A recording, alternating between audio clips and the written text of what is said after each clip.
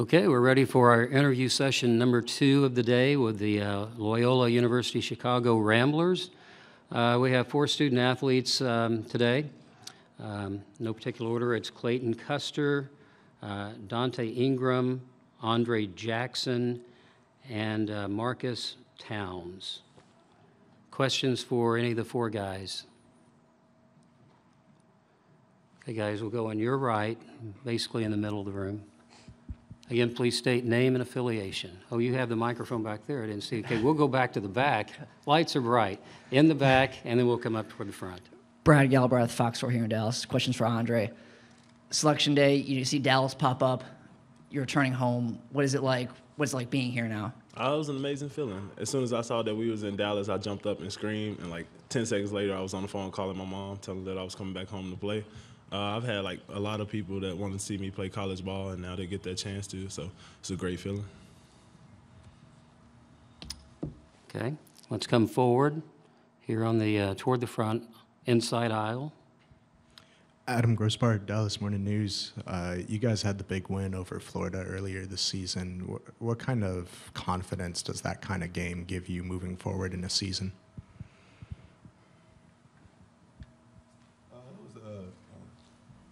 It was a great confidence booster for us. We already had confidence coming in, but, you know, obviously to get a great win over an SEC school like that, you know, that's something that you don't forget, you know. So, you know, obviously moving forward, we want to carry that momentum. We weren't content with just getting that win. And we knew we would go against other athletic, you know, great teams. So, you know, obviously to get a win like that, it was great, but moving forward, we knew we had to do more. Okay. Okay, we'll go on the left. David Hoff from the Chicago Tribune. So if you guys wanted people watching you for the first time or being introduced to Loyola basketball to know one thing about your program, what would it be? And maybe each one of you could answer. All 4? Okay, Marcus, close to me. Why don't you start that off? Just a high team of culture. We really pride on our culture. I think that's what made us successful this year.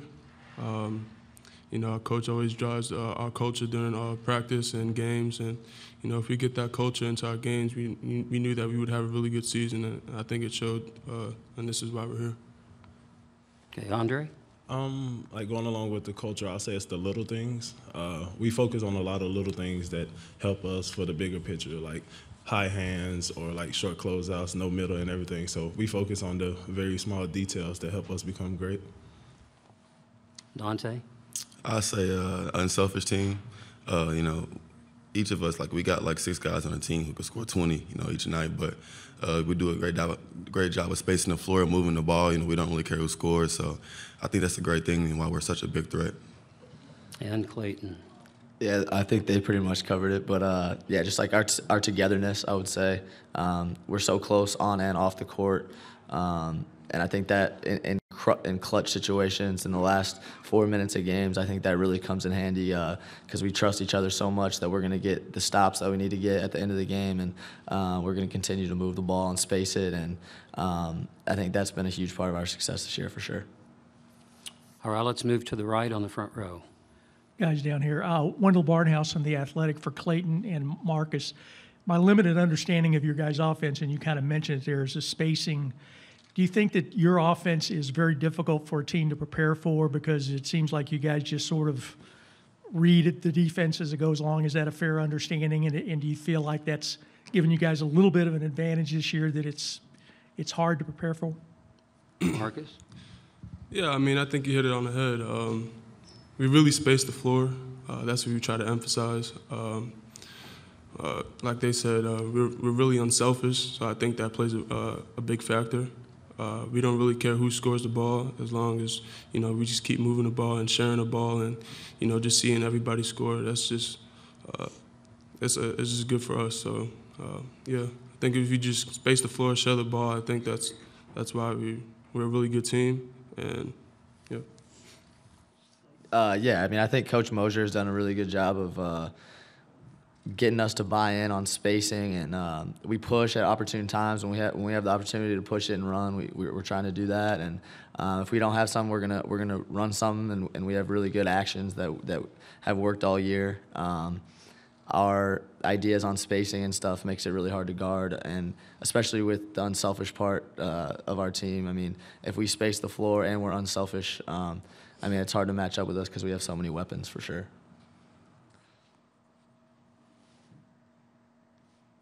Okay, we'll go here on the right, toward the front. Josh Peter with USA Today. Apparently you guys are the trendy upset pick right now, and I don't know if when people are filling out the brackets, they're talking about that, you're hearing it, and what your thoughts are, I guess, for anybody but Andre, Clayton, Marcus. I'll let Marcus go first, I guess.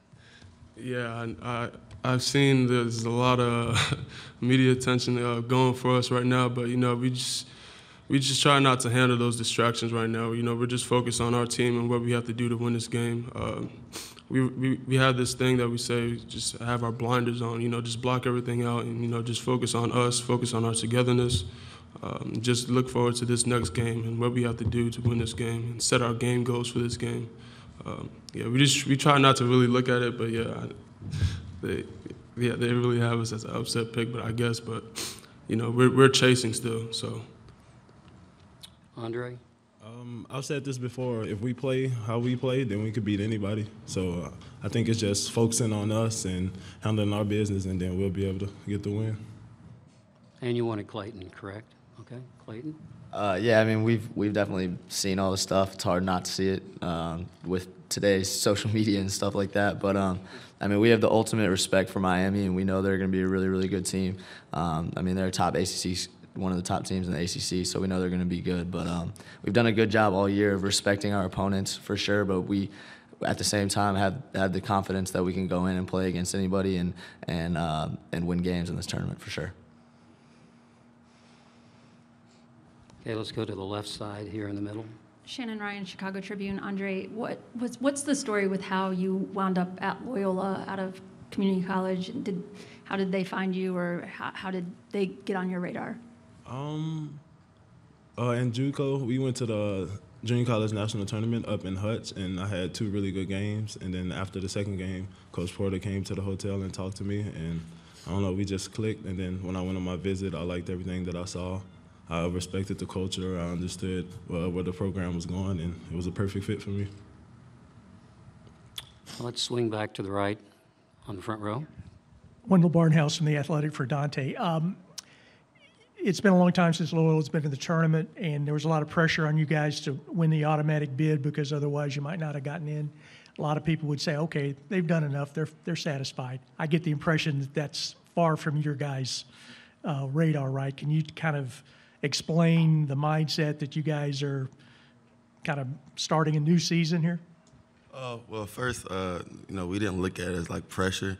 Obviously, you know, we didn't want to leave it into the committee's hands, so we want to do what we have to do to get a win, to not even, you know, cut a closer think about it.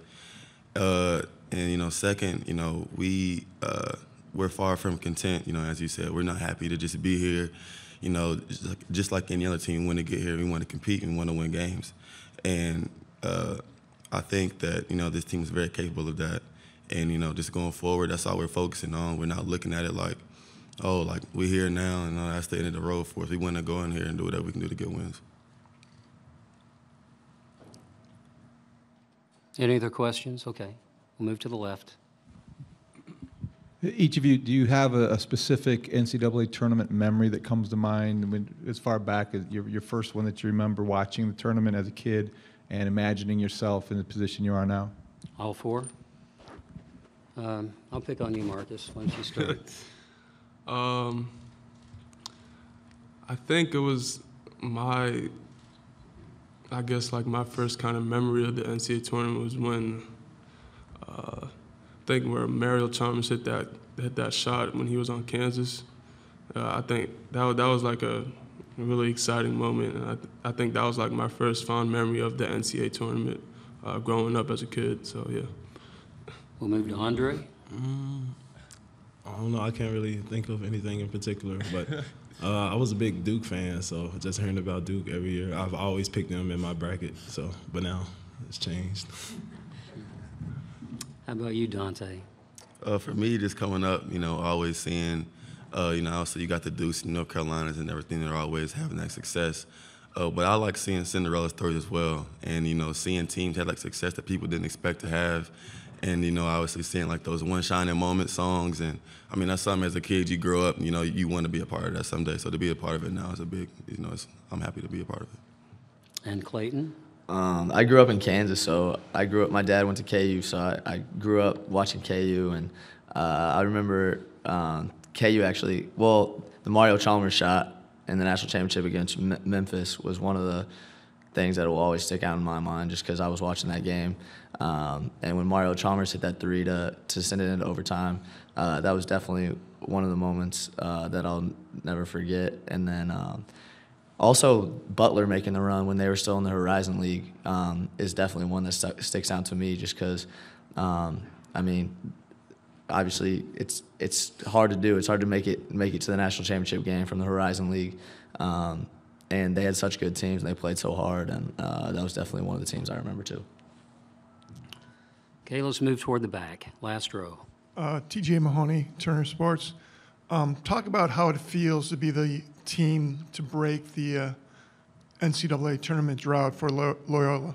Anybody in particular or all four? Who wants to take that?